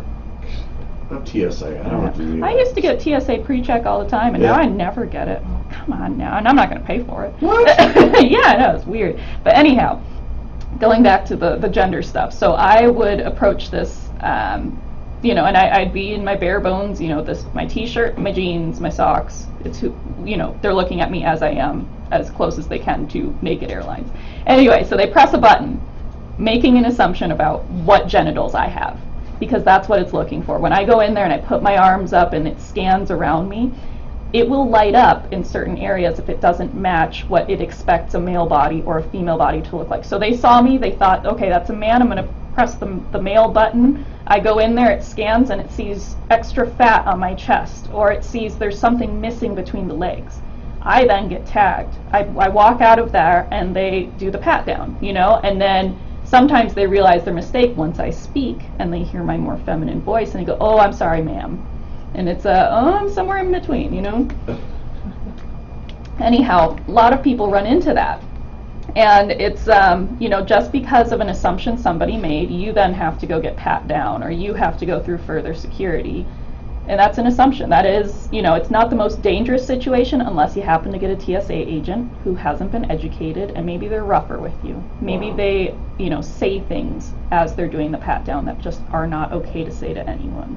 Those sorts of things can happen. So anyhow, during my traveling, I realized, okay, people see me, they marked me as male, maybe I need to use the male restroom here. A toilet is a toilet to me. I go in a stall regardless for my privacy. There have been times where I have also looked that way, and I went into a women's restroom, and I've had women go, oh, excuse me, sir, this is the women's room. And then I say something, and they hear my voice, and it's, oh, okay, no, I guess you're in the right room. It's a very difficult thing to make that decision. Even just which toilet do I go to based on how I look today. Wow. Wow. And so for this trans individual going into a shower, sure, I personally hate showering in front of, any stranger. I'll tell you this, when I was in probably about 3rd grade, I was in Girl Scouts. And my troop went to an indoor pool together. It was a community pool. And when we left, the girls and the female chaperone, we all went into the showers, and I was rinsing off in my swimsuit. The adult woman we were with took off her clothing. Sure. I felt very uncomfortable with that. Oh, you did? I did. I really did. And in many cases, folks are okay with that. However, It can be even just the difference in developmental stage. Even if you are the same sex, it can still be very uncomfortable. You know, I was a child who wasn't necessarily comfortable with being naked in front of other people. And here are these other people who are stripping down in front of me. I know the discomfort of being in a shower with someone who I don't want to see their genitals, that sort of thing. Sure. But that was a situation where by the policies, we were all within, we were all towing the line. But I would have loved to have been in stalls or have some kind of option for privacy, So that's kind of where I'm at with that one. I grew up where we all showered together. Yeah. It's communal showers, they call them. Yeah. I don't even know if the ladies' locker room in high school was communal also. They had two booths that were had curtains on it. Mm-hmm. But I don't know if anybody used them. Right. But it doesn't matter to me. Mm-hmm. Now, I will speak to one of the solutions that I've seen community members point to is creating an entirely separate bathroom for trans people. That's where we can get into that slippery slope of separate but equal. Do you remember where that's been used before? Yeah. So we run into separate but equal, and that's where it's, okay, are we actually going to keep up that space as well? It needs to be kept up. And also, are we putting anyone who says that they're transgender in there, including folks who are, maybe they're medically transitioned, maybe they're not. And for those who might not be as aware, medically transitioned usually refers to someone who is taking hormones that do not mimic what their body naturally creates. They're taking hormones to achieve a certain physical or a physicality that matches what they identify as better. So anyhow, if we make a separate room just to put all of the trans men and all the trans women in there together, you have the same issue of mixing sexes, of mixing genders. And so that's something to be really careful of. How do you accommodate everybody? How do you accommodate everybody's needs? I mean, what is, and here's what, I can hear the community. Well, what is it next year? What is it next week? It's, hang on. Okay. I'm thinking about the general curtains, the privacy. That would be cool. That's all I'm thinking is some curtains. Not everybody needs to be communal. It can be uncomfortable for many, regardless of what, whether their sex matches whoever else is in the room with them. Just throw up some curtains. Throw up some curtains. Yeah. As I said in the beginning, my concern is that my first thought was, is he really trans? Or is he just wanting to get in there to be with some girls? Naked girls. And we did see that she has repeatedly identified as trans, as a woman. She has used women's restrooms. She has consistently stuck with this. And even if somebody is not necessarily consistently trans or consistently using the women's room, we have the right to explore who we are. Sure. As long, my stance is, as long as it doesn't hurt somebody else, do what you need to do to figure out who you are so you can be your happiest. And, sometimes there are judgment calls where you need to say, is this something where I would be harming someone else? Do I need to find a different space to try this? That's okay to consider too. There's, never going to be one blanket answer. Sure. Yeah.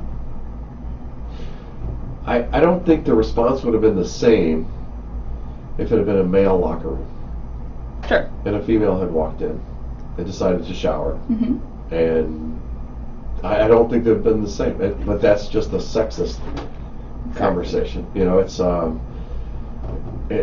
just not the same. That's how we see, that's exactly it. It's sexist. It's a way of saying, okay, because you have a male body, that's not as sexualized in our society, whereas a woman's body is sexualized, and any boy who sees it should feel lucky. That's kind of the attitude. But then again, you might be in that men's locker room, and you may be in front of a bunch of gay boys, and you are a female body person in there, and they're not into it. Sure. There's going to be a spectrum. So you think it wouldn't bother them then? It might. It very well might. That might be something where they're, they feel a little uncomfortable. That's totally individualistic. I think the nude body is absolutely gorgeous. Mm-hmm. But when I say that, people have taken that and dirtified it. I don't know the word I want to use for it. It's what you make of it. it's a nude body. That's what it is. That's what we were given, and so that's what we have. Mm-hmm. But the sexuality always comes into this, Mm-hmm. as you were talking about earlier. So it's that. My second point in here was about listening. I've spent more time listening to you today than probably most guests that I have, because I'm used to trying to think 2 or 3 steps ahead. What I keep finding myself doing is I'm listening to you so intently that I can't remember what I was going to do next. And that's a good sign. That just shows to me that I am listening. Yeah. Listen and understand. Mm-hmm. That's the other part of that, I think, is because it's important to listen to anyone going through transition. Their path is going to be difficult, and it can be very lonely, from what I'm thinking. Yeah. I don't know, but it can be very lonely. It can be very lonely, and that's where you, as a trans individual, you try and find community, which can be very difficult. With my experience in Sun Prairie, I've had a difficult time finding other transgender, queer adults to hang out with, just to have that support, just to know that you're not alone in it. Since moving to Sun Prairie, I don't want to say I've closeted myself, but I certainly dress a different way to try and fit in better. And that's sad. That is not the way it should have to be. However, I don't see the support in the community enough to feel safe and to feel comfortable dressing as I would in a even more liberal or progressive area. I would say yet. Sure. Yet. Sure. It'll happen. Yeah. It's just like anything, it takes time. Exactly. I think we're becoming a more accepting, I'm hoping we're becoming a more accepting society. Yeah. I would love to see our politicians become more accepting of each other, Mm-hmm. get away from this polarization, get back to the middle Right. where we used to be. But my heart tells me we are becoming more accepting and open-minded, open to change. Mm-hmm. And if we haven't accepted change, if everything has gone on in the last 20 years, I don't. This is a great generation to make all those changes. Oh yeah. Because we're every day. Mm-hmm. The things that we've gone through are just amazing. Oh, yeah. Our grandparents, great grandparents, be going, what? What did they do? Don't they know when God gave them a penis? Mm-hmm. That makes them a male. There are 2 genders, male and female. Which one are you? Right. That's out there. Yeah. It's out right now. It's out there. Absolutely. I mean, I will admit that I am a historian. That's what I'll give you for my background. Oh, really? Yes. Yeah, you know that. So as a historian, you try and look at the way people acted in the past and not pass judgment from today's eyes. There are some That's things, hard to do because it's going on right now. Exactly. And that's the thing, is historians are trained to do this. The general public may not be as much. This doesn't mean that I'm not going to look at Nazis and say that was bad. That's something where I can say that, I understand why the common person in Germany may have been pulled into Nazism because of the factors around them. That doesn't excuse it. It just helps to understand. That's a different show, by the way. It's a very different good show. It is. Yeah, no, we could talk about that all day. But the same way goes where folks from the past, we would hope that they would show the same grace of not judging us in today's society by their standards. Things are going to change, and we need to judge the people of today by the way that, well, we don't even need to judge. That's not necessarily our role. Our job is to understand and try to get along. Sure. But we've been brought up to judge. Yep, that's true. Judge everything. Mm-hmm. Who you are, social, economic. Mm-hmm. Oh my gosh. Our ancestors and what they had to go through. Italian, Jew. Mm-hmm. Oh my goodness. Just thinking about the Italians coming in to New York City, and they're being basically put into slums. Or the Jewish population, same thing. Mm-hmm. But you go into Madison, you got the Greenbush neighborhood. Where did that come from? Right, exactly. Right. Mm-hmm. Exactly. Mm-hmm. But my hope is that we, through education, if we keep people staying in curiosity, we'll have a better accepting community. Yes. And I think Sun Prairie is like that. Yeah. I believe that. Yeah. But then I'm the biggest cheerleader for Sun Prairie. That's true. Greatest city in the whole wide world. Oh yeah. It is. And groundhog capital of the world. Absolutely. Yeah. No, we got to remember that one too. Absolutely. a few weeks ago started calling me Mr. Sun Prairie. I'm like, what's that mean? You're the biggest cheerleader for our city. We got a couple Mr. Some Prairies, I gotta say. Well, Stalker, especially. I tell Oh, you, yeah. he Oh, is. My fourth thing is say it. Mm-hmm. And I can hear my voice is going, so I apologize, everybody. It may be implied that that you support your person that you know who is transitioning, but sometimes a verbal show of support can also help. That can mean so much. Even, what I have come across in Sun Prairie a lot is that there are a lot of youth who are feeling safe enough to come out and say they are transgender or exploring their gender. My relationship with my parents, one of my parents, I sent them, so after I came out, and I'll refresh this story, when I came out with my sexuality in high school, Okay. There was one parent who was very accepting and tried to understand, and there was one parent who yelled at me. And so that was what happened then. But then when it came time to come out with my gender, I only told the accepting parent. I did not tell the parent who I knew would give me a bad reaction. Wow. And our relationship has suffered because of that, and what is more valuable to a parent than a relationship with their child? You are raising someone who is going to be a part of your life for the rest of your life, and so you want that to be a positive relationship. And I didn't feel safe as a child to tell that parent about what I had discovered about my gender because of the way they reacted to my sexuality. And so the one parent that I did tell, that I told, eventually told the other parent, and just looped them in, but that less welcoming parent didn't hear it directly from me because of that. I don't know what kind of conversation they had about the matter. All I know is that that parent wasn't accepting again, and I'm glad that I didn't tell them, because I don't need to feel that pain Sure. of being rejected by a parent. And so with that, the parent who was accepting wasn't the most educated, but took the time to educate themselves on their own time. Wow. And I'm using gender neutral terms just so I Sure. don't, blast one parent, publicly. But that parent that I told took the time to research, started to get me pride-related clothing, as birthday gifts, these things that, kind of feel silly, but at the same time, it's their way of saying, I see you and I support you, and I'm going to, back this up somehow. And saying it. Every time I hear that parent say, this is my child, Sunshine, instead of saying, this is my daughter, that means so much to me, because it means that they've been listening to me. And they trust that I know who I am and can convey that information. Wow. Yeah. My thought process when we're talking about this was just going all over the place, and the acceptance of one parent and not the other parent, and the turmoil that created within that relationship, and it happens every day. Yep. I'm considered one of the more mild situations. There are trans individuals who come out and they're kicked out of their home. There are trans teenagers who they Sure. end up homeless. They turn to very dangerous paths because they don't have that support from Wow. family. So I consider myself lucky, even though I have one parent who is, won't recognize this part of my identity. They still try and show love in other ways, and they still call me their daughter, that sort of thing. But it doesn't feel like they truly know who I am and who they love.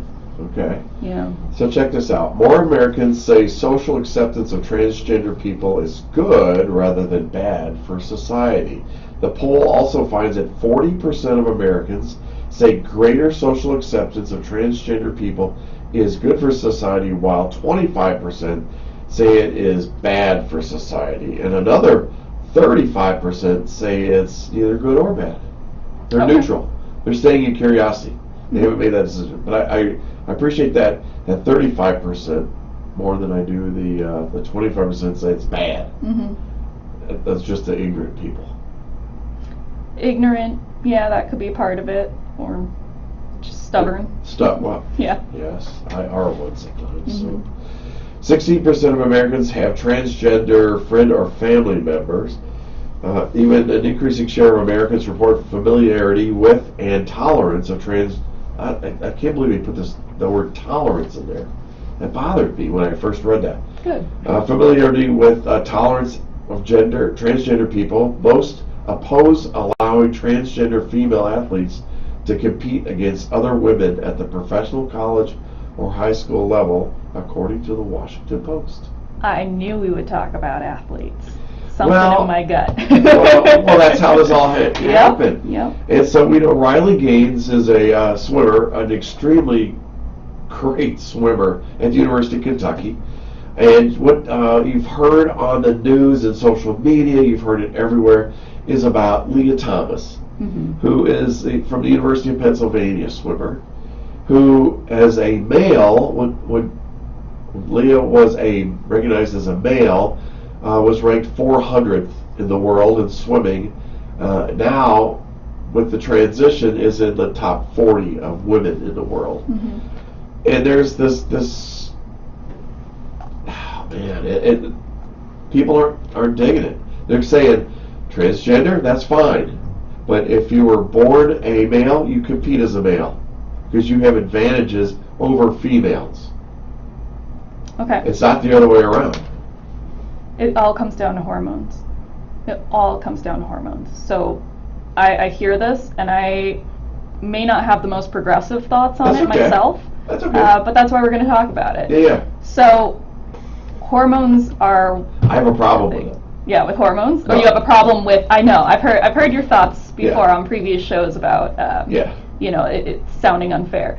Now, where I feel like I can be a little conservative is that there may be some kind of regulation saying you have to be on this hormone for X number of months before you can compete, but then you can compete. That's kind of where I'm seeing as a compromise. But let's talk about what hormones do, though. Okay, so let's talk about male to female. All right, so if you're male, you naturally produce testosterone. Okay. Right? All right, so that affects where the muscle in your body is, how you produce muscle, where the fat distribution is, that sort of thing. All right. If you were to be medically transitioning to female, you would be taking estrogen. When you take estrogen or any hormone like this, there are long-term permanent effects, and there are short-term effects that only exist as long as you are actively taking that hormone. Okay. All right. You can take the hormones in a number of ways. There are gels that you can rub on after a shower. There Sure. are patches. There are pills. There are shots. All of them have their pros and cons when it comes to treatment. But the basic thing is that once you've been on estrogen for a while, a couple of months, Okay. that sort of thing, that's when you start really seeing changes. You're going to see, like, the fat that's on your thighs and whatnot will not necessarily be there. It will redistribute. You will get more fat around your belly. That's why we say with... I have a lot of fat around my belly. Exactly. That's Thanks why for you see noticing.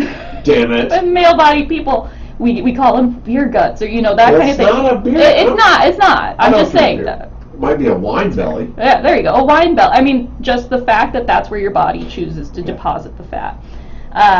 Muscle as well. Distribution will change where your body builds muscle, and as well as the pace that it can build muscle. Okay. Okay. And so a transgender, like somebody who's male, who's taking estrogen, after a while, this will start to take effect. It will change how their body works. That being said, we also have people who are born female who tend to have natural higher testosterone levels. They are still allowed to compete in many cases, although sometimes they are pulled, we are seeing, even though they are a cisgender woman, swimming or competing Sure. against other cisgender women. It is a naturally occurring thing for that individual, and that opens a much larger conversation in sports about, do we have regulations on what nature has created as well? Do we put a limit on, even though you did absolutely nothing to change your body, you are leagues ahead of your competitors? That is nature, okay? That's exactly how it is. Do we say you're too good, we can't let you do this? And then with trans people, yes, you could make the argument that a male swimmer is struggling, and so they transition and become a female swimmer, and they compete in that way because they want to do better, they want to, make money off of the sport, whatever. Transitioning is such a difficult process that if someone is putting themselves through that for that purpose, chances are they are not actually going to complete, they're not going to transition. But it's a private process. It is. That's the thing. And here, it's the guys transitioning to a woman. That's the issue in athletics. It's not the other way, because the other way hasn't worked. Worked? Women, What do you mean by in worked? the way of competitiveness. Mm-hmm. You're not hearing the claims on the other side. Transitioning from a woman, no. Transitioning from a man to, nope, wrong. I got it right the first time. A woman to a man. Mm-hmm. You're not hearing any claims for that. Right, because while those people have, usually we start these hormone treatments once somebody has gone through their first puberty. There is the possibility to put a minor on puberty blockers, in which they will not, hormone blockers, they won't go through puberty. And then that gives them the time when they turn 18 and are legally able to choose which hormone they're going to use to go through puberty. That's an option. If you did that with those, say you have a male swimmer who's 14 or so, whatever, whenever puberty is beginning for them, Okay. they can be put on hormone blockers. This will prevent them from going through male puberty, or at least slow it significantly. When they turn 18 and they're legally allowed to, that's where they may start taking estrogen. Their body is going to go through more of a female puberty. And if they then go and swim, they are not going to have those same advantages as somebody who has already been usually forced to go through a male puberty. And then they're trying to kind of backtrack, not necessarily backtrack, but shift the course, and they go through another puberty. That's the thing that people don't realize about taking hormones. It's not easy and fun. You're going through puberty, which I don't think most people enjoy. And I don't remember it. yeah, you don't remember it? Well, Well, you I ask do. a middle schooler, you ask a I high do. schooler. I think it's easier for a male than it is Yeah, female. that's fair. That's fair. Things just happen Yeah. just at night. Yeah, that's fair. Yeah, feminine, female people, it ends up being Yeah. a lot more involved. But yeah, so that's an option that we could be giving to these athletes, but they are not getting that option early on enough. And that's where the question comes into how much do we do medically for minors? And that's a very, very touchy subject for many people. Whereas you can at least have these hormone blockers as an option to kind of push off letting them make that decision as an adult. That is a possibility. However, that also means that they are going to look very different from their classmates. They're going to be able to achieve very different things than if they were to have a teenager's level of whatever hormone they identify with, if that makes sense. Sure. I'm getting kind of convoluted here. You are. Yeah, I am. My thing is that I know people are going to take advantage of this. And like I said, it's a personal thing. It's very private. Mm-hmm. And I don't want people to take advantage of it. That's fair. And it's going to be the male to woman, where there's going to be that the abuse, I think. Okay, and so with that, Because you don't know where they are in the transition. No, not necessarily. That is something for their their doctor to know, for them and their doctor to know. But other than that, I mean, we don't want to put a blanket ban on anything, though. If we put a blanket ban, that closes conversation. That ends education. That is putting something very final out there. We don't need blanket bans on athletes. No. If you are concerned about there being an abuse of something, investigations exist. You can investigate, you can find out whether somebody is lying. But in most cases, they are not lying. They are people who are transgender who happen to be in a sport. Yeah. I mean, I was a rower in college. I went the other way. But I couldn't even take my hormones because it wasn't allowed. Oh, wow. Yeah, NCAA regulations, you can't do that sort of thing. It can be very rigid still. Sure. So I mean, I can see the point there that there might be abuse, but at the same time, let's not discount every athlete. You're struggling with that one. Yes, I am, because I can see the 6'11" volleyball player that's not playing for men's volleyball, and they decide, fine, I'll just transition. I'll go play there, the ladies' side. I would love to see these cases, actually. I don't know if there's any case well, like that. that's the thing. We don't know. Well, I don't know, exactly. Yeah, but I would love to see that happen, because for that person to transition, it is such an involved process. I don't think folks understand how difficult it is to transition. No, but here's the thing, though, Sunshine, is that we don't know. Who is the oversight of knowing where somebody is in the transition or how much they transition? Well, there's almost like there'd have to be other guidelines for that. Okay. And I think that's it's really invading a lot of privacy. I mean, the urine test and everything that you go through as an athlete, this was after my time in college. I swam in college. And they're already doing a lot of testing to make sure that you're not using growth hormones and things like that. Man, if I'd known about growth hormones back in the late 70s or early 80s, I'd have been all over them. Because I was 135 pounds and I couldn't gain weight. Yeah. Now I can't get rid of it all. But it's true. But, today, you got to go pee in a cup. Here, go pee in a cup. Well, athletes also typically have to go through a physical. You have to submit a physical before you can compete. Sure. And that is a way that you would keep track of it, but that is private information then that you as an athlete are electing to share with possibly your athletic trainer, your coach, whoever, is involved in you and your sport. And if there is some kind of regulation around that, okay, we can have that conversation. However, what we're seeing right now across the country are blanket bans. And I'm sure they're going to be coming, in our current legislature in Wisconsin. I'm sure we're going to be seeing that coming up. It's going to be on the banned. way. That's exactly where we're headed. I think Louisiana was the latest that just banned. And am I going to pronounce this person's name? Can you see on your phone? Are you watching, by the way? Yeah. Is it Anig? Radvilla? Ang? Hey there, Bill's conversation with Sunshine Anderson sounds like a fantastic opportunity to learn more about transgender issues and clear up any misconceptions. I'm curious to know what specific topics they'll be discussing and what insight Sunshine has to offer. Well, I think you've been doing it. I think you've been doing a great job. It's great to have a space where we can have open and honest conversation about I lost it.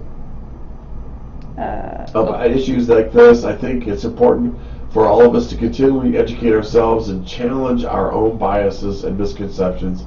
It's great to see that Bill and Sunshine are creating a platform that kind of learning and growth. Cool. By the way, I'd love to connect with you and continue the conversation on Facebook. Let's be friends and keep learning together. It's a wonderful attitude to have. Wow. And I gotta say, Wow. Bill, my respect for you is through the roof today, Why? just because we can have this conversation. Oh, Not everybody, you and I have disagreed on other topics Sure. before, but the fact that we can sit down and share our points of view and work through these things is admirable. So I agree with that sentiment entirely. And I do got to get scooting here. I do have I an know. appointment at 9. I know you do. So I'll get you out of here. I know, but I'll just say, I'm speaking only as a non-binary person in my individual experience, and there's so much more to learn yet. I think what we've learned from you today, as we talked about, is there's a lot to learn. Yeah. Be open to it. Listen to the person. Don't be judgmental. Sit back. Stay in curiosity and seek to understand. And that's how we respect each other. People want to know why I do this stupid radio show. My mom was one of them. You don't get paid for it.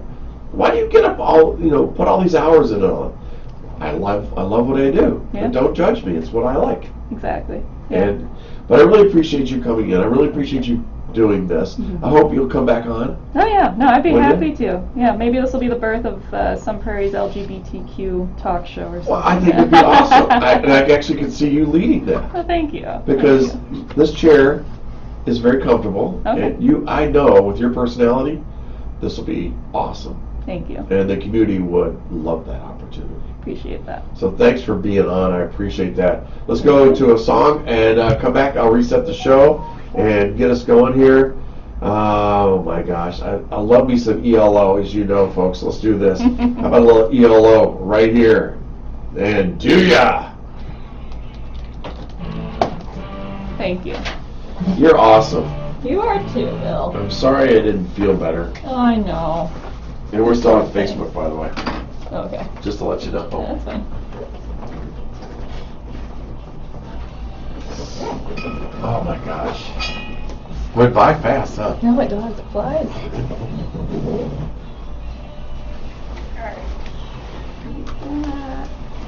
I really mean it. Thanks for doing this. Yeah, thank you too. I've never been so nervous in all my life.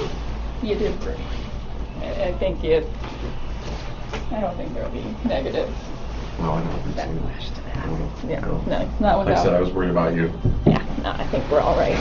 Thank you. You're welcome. All right, go put this back where I Don't get found your it. mask. Oh, threw it in my bag. Oh, okay. Yeah. I'll make my way out. See All ya. right, see ya. Bye.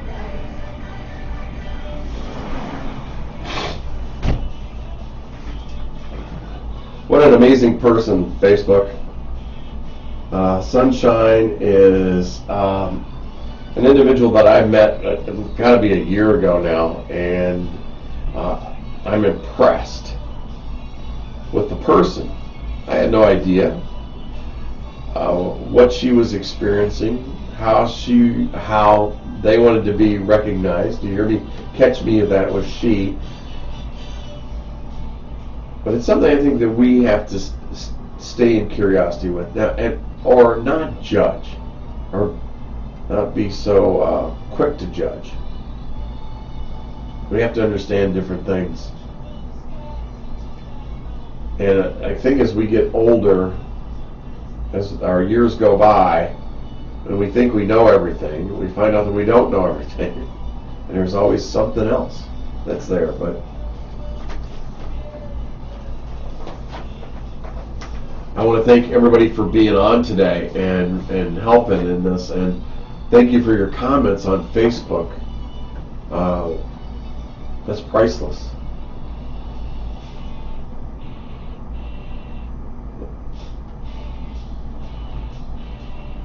And I'll save that till I get back on the air, and you guys can hear it. Hey, Mike Hoover, thanks for watching, buddy.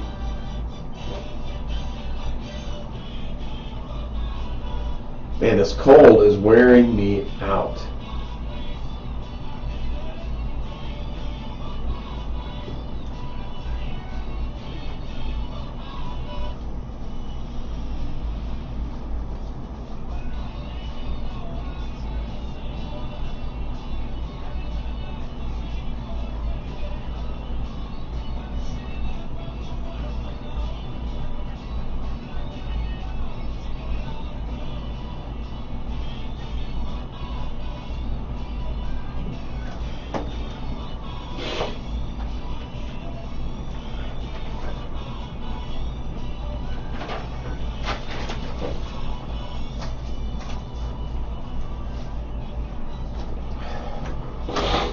Joe, I'll talk about that in a minute.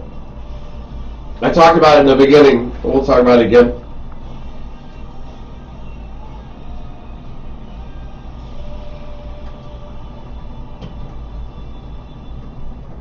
There you go. A little bit of ELO here on Good Morning Sun Prairie. Thanks for joining me this morning. I really appreciate that. You're listening to 103.5 WLSP, the sun right here in beautiful Soggy Woggy Sun Prairie today. Had an interesting conversation this morning, and I want to thank Sunshine Anderson for being in here to talk about a subject that I will be honest, it was uncomfortable for me to have the conversation. Now let me share with you why. I didn't want to offend or anything like that to Sunshine, because I know Sunshine as the person. Wasn't aware of what she was doing or what she has gone through, and nor would I would expect any of you to realize that too. But as any of you have known that have watched my show, this isn't about disrespecting somebody. It's about having a mutual respect for the person that's sitting in my guest chair. It's about learning and it's openly to disagree with somebody, but it's about just that whole comfortable aspect of education and knowledge. And so I want to thank her for that. What an amazing person to be here. Am I struggling with this? Yes, I am.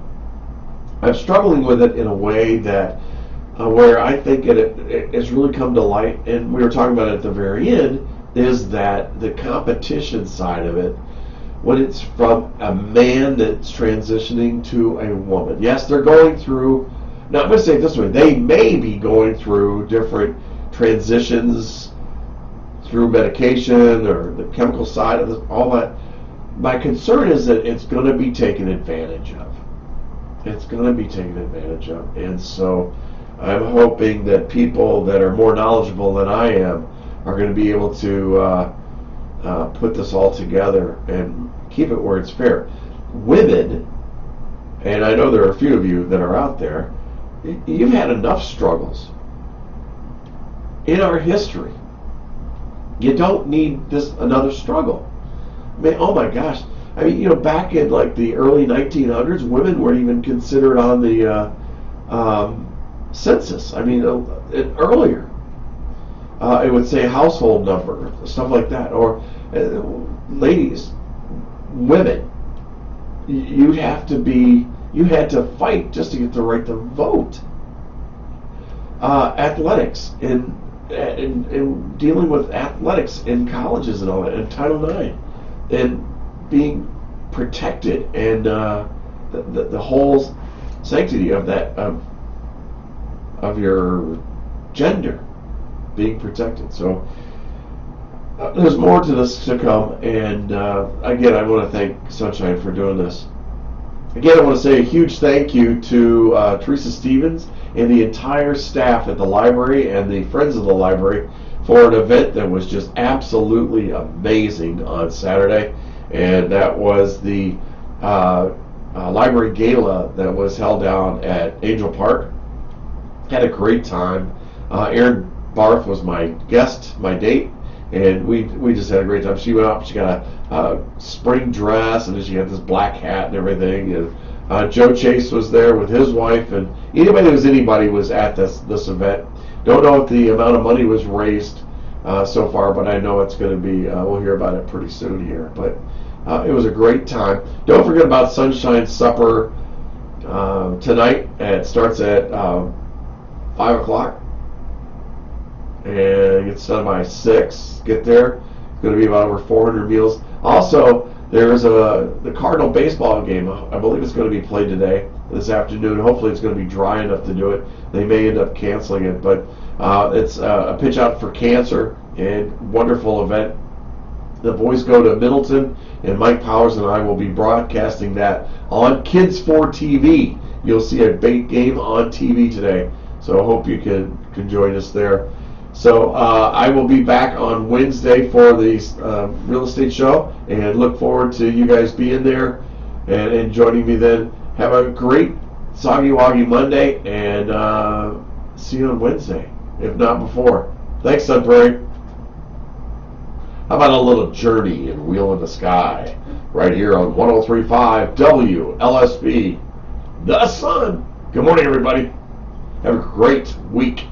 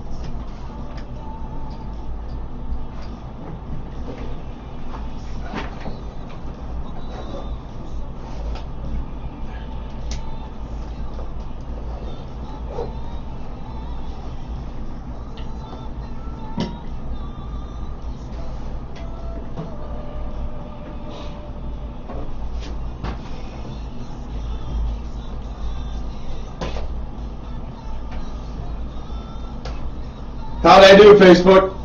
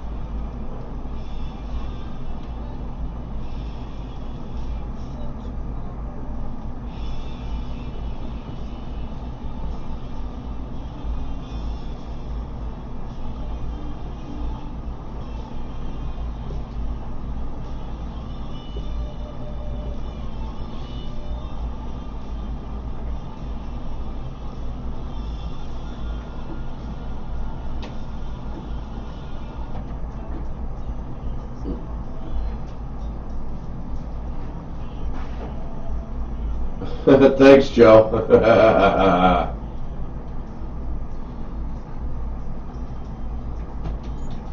Yeah.